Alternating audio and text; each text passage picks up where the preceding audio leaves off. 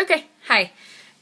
This is the last depression vlog for the day. I'm just gonna tell you about my experience with it. I started to tell you all in the first video. So like I said, it started when I was about 15. Depression makes you feel more than sad. Everyone feels sad sometimes. That doesn't mean you have depression. Depression is more a feeling of being hopeless,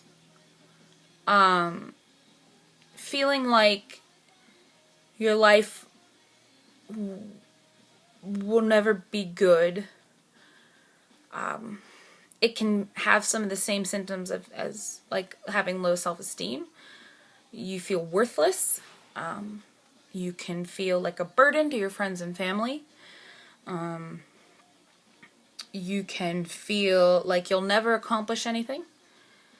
It can also cause physical symptoms, some stomach problems.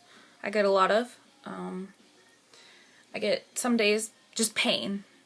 It's a kind of pain that is physical, but is extremely hard to explain. It's an all-over body ache, especially in your chest, at least what I get, that is very much a dull ache, but you can still feel it. And after so many hours, it's very painful and tiring. It can cause other physical problems too, but the main ones are just pain, stomach problems, aching. It's just a really gross feeling, I guess, if I had to try to explain the physical feeling you get. The other things that classify how you would feel, like I said, it's more than sadness. The best description I could say is hopelessness. A lot of times you don't want to get out of bed because you feel like it's not worth it, because nothing goes right, or you're not good enough, or whatever. None of those things are true. That's the bad part about depression. As with anxiety, it's not rational. Everyone has a purpose. It took me a long time to believe that. I'm not by any means religious. I am an atheist, but I think we can all make our own purpose. I don't think it's necessarily predetermined, but you're not worthless. You're not a burden. Maybe to some people, maybe, your problems weigh on them, especially parents, if you're young, but don't feel guilty about that. They're your parents. Most situations, they want to take care of you. They want to help you. And it can be painful for people around you, but it's more painful for you. And don't feel guilty or think that you make other people miserable, because those people that make you feel like that usually are not people that you need in your lives anyway. Your good friends and your family will get over it. A lot of times, if you don't have a mental disorder that runs in your family might not understand. The best thing to do is to do some research on your own.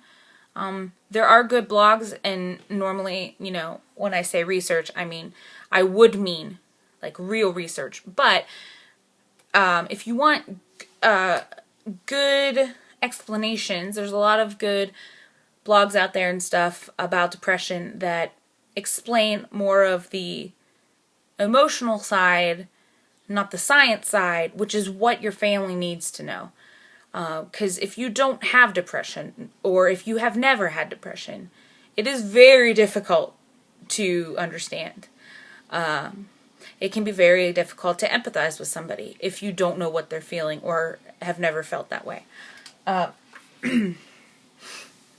So anyway, my anxiety started around the same time. Probably the panic disorder probably started around the same time too. I started to get really anxious in school. High school was very difficult for me.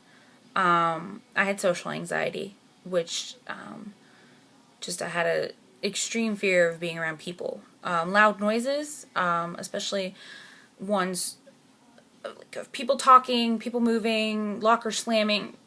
It was too much for me. I ended up going to night school for 2 years, taking just a few classes that I had to take in school, or, during regular school hours, and doing everything else in a night class on a computer by myself, which was actually nice for me personally.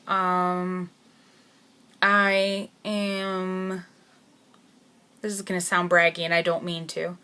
I was in advanced classes for a lot of my life, and I am fairly intelligent. Fairly. So I got through most of my 11th grade classes in 10th grade, and didn't have that much to do in 11th grade, and finished most of my 12th grade classes in 11th grade.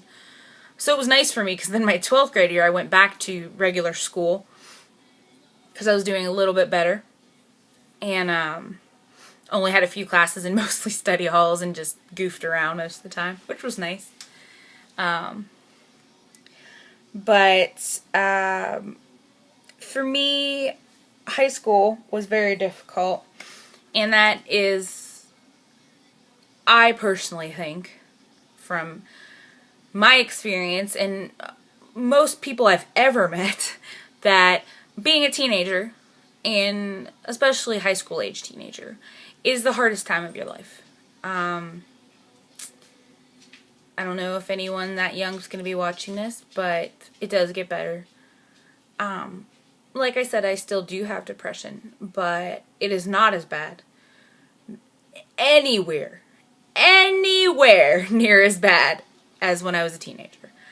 And the worst years were from when it started around 15 to about 18, which was literally high school. High school's hard for anybody. Even the people that seem like they have the most confidence usually have just as many insecurities as anyone else. And most of the time, there are some people that genuinely do like themselves and have high self-esteem, and that's great. But a lot of times, everybody has the same problems as you do, which doesn't diminish your problems. Your problems are just as important as anyone else's problems.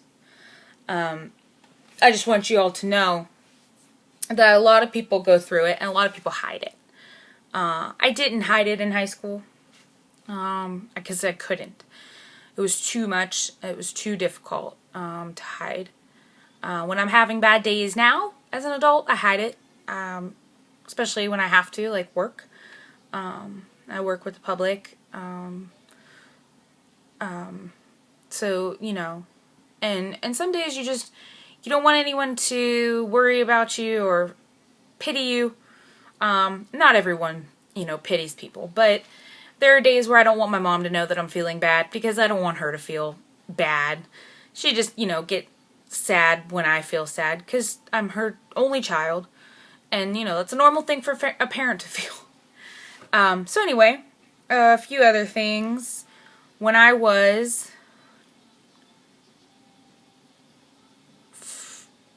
15, yeah.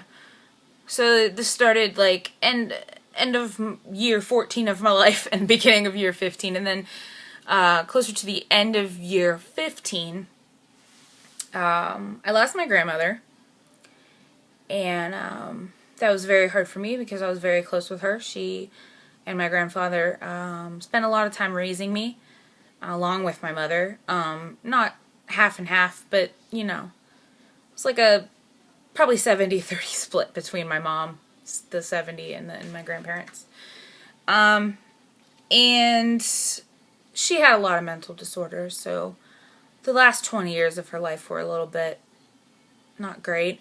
So it could have been a blessing, but I wasn't ready for it. And neither was my grandpa. Long story short, the day they took her off life support, My grandpa tried to commit suicide. He failed. Thank goodness. And he didn't go get help or anything, but in the next 4 months, he seemed to feel better. Unfortunately, he was doing the hiding thing.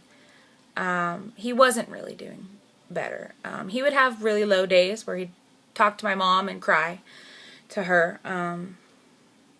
And then, like I said, 4 months went by, and he did end up killing himself with a gun. And it was very difficult for my whole family. Now, for me, because I had depression for over a year, I had those thoughts, wanting to kill myself, thinking of different ways too.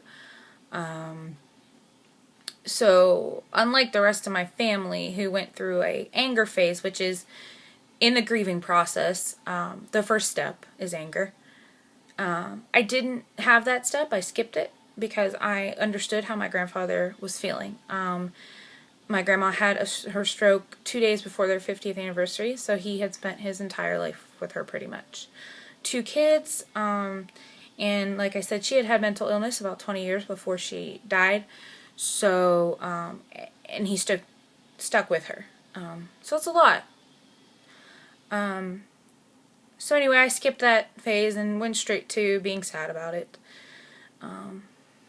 I still get sad sometimes. It took a long time to get over. But I think one of the other reasons I never got angry is because it helped save my life. When I was 17, I tried to kill myself twice. Fortunately, because I knew what suicide does to a family and friends. I didn't try very hard. I won't tell you what I did. I'm not going to put ideas in anyone's head. But they were pretty lame attempts, luckily. I actually did not tell anyone until last year, when I was 26, that I had ever attempted. Not even my therapist or my psychiatrist. Just because it's one of those things with the stigma of being crazy, telling people that can change their view of you. If you are depressed and you do have those feelings, do not hide them. Please tell someone. You can call 1-800-HELP hotline, but the best thing to do would be to get a therapist. If you are under 18, tell your parents. If you don't feel comfortable telling your parents, tell someone you feel comfortable with. A teacher or a school guidance counselor. Eventually your parents will need to know, because they are the ones who take care of you. Don't be afraid. Your parents might freak out at first. It's very scary for a parent to hear those things from their child. No good parent wants their child to want to kill themselves. So it might scare them at first. You'll have to get past that. It'll be okay. But do not keep those feelings inside. The next thing I can tell you is, since this video is getting a little bit long, it's not worth it to kill yourself.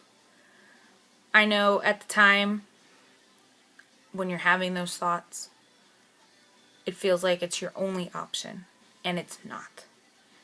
I went a lot of years having those thoughts, and once in a while, if I get really down, I have them still. They're not super serious, so I don't have to worry about. I know that I will not kill myself. So, but when you're young, it's a lot harder. Your brain is still going through a lot of changes. It's still developing. You have a lot more irrational thoughts, and you're a lot more spontaneous when you're a teenager, because your brain has not finished developing. So the best thing I can say is, please please tell someone. There is no shame in talking about it. There is no shame in feeling that way. It happens. I understand. It happens to a lot of people. But it's not worth it. Some people say it's a selfish act because it hurts so many other people.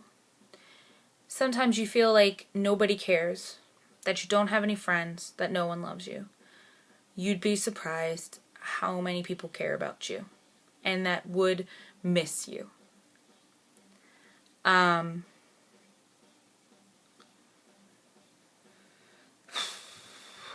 So anyway, reasons not to do it. People would miss you. People do love you. And things get better. You can get better. There's therapy, there's medication. Things can get better. So it's not worth it. My depression started to get better when I started college. It's still not great. What I forgot to mention was when I was 15, the depression mixed with the medication I was put on for the depression made me gain 100 pounds. So I went from about 132 to, like 232. And in the past 12 years, 13 years, I've gotten up to 308 was the highest I've ever weighed. I'm at about 300 right now. I also have other diseases that make it very difficult for me to lose weight. But the depression and the medication for the depression is what put it on in the first place. I'll talk about all that stuff some other day. So that doesn't help though. I have no self-esteem, with my body. My personality, I love. I try to be the best person I can be, and I think I'm a pretty decent person. So that makes me happy. My body shape does not make me happy, but that comes with getting older. You get used to who you are. I'm not in denial about my weight or anything like that, and I'm not ashamed. A lot of it was, one, my depression, two, the other diseases I have that keep and put weight on, and three, me. Sometimes I try to lose weight, sometimes I don't. I'll make a whole other video just about that sometime. So college got a little bit better. I'm 19, something then happened to me that didn't affect me until I was about 21 or 22. At 19, I got myself into a bad situation and I was raped. And at the time, I tried to dismiss it as, oh, I wanted to do that. It was my choice. It wasn't. That was just me talking myself out of what actually happened. And I let it fester. I never talked about it in therapy or anything. I let it fester, and then around 21 or 22, it blew up. It came up. So please, anytime something happens to you and you have a therapist or anyone, talk to somebody. Because if you think you dealt with it by pushing it down, you didn't deal with it, I can guarantee you. So then anyway, around 24 is when I started to appreciate my personality, the person I am. I became happy with the person I am, minus, my looks or whatever. I started to like myself a lot more than I ever did. And also, pardon my French, but I've started to not give a shit. It's a good place. Some people hit it early and some people don't ever hit it. But it's a good place in your life when you start not caring about what other people think about you. If you're a good person and you know that, that's what matters. It doesn't matter what people think about how you look, or how you dress, what music you listen to, what things you like, how you act. If you're a good person, that's all that really matters. So I got to that point, and that helped a lot. Like I said, I do get low sometimes, especially when I am alone. If my mom goes on vacation, unfortunately I still live with her, money reasons. I sometimes get very low. Unfortunately, I deal with it by shopping, which hurts my bank account and hurts the debt I am in, which I am in a lot. There are better ways to deal with it. and you can talk to a therapist about that. I know all the good ways to deal with it, and I just don't. Because sometimes when you get really depressed, you don't care.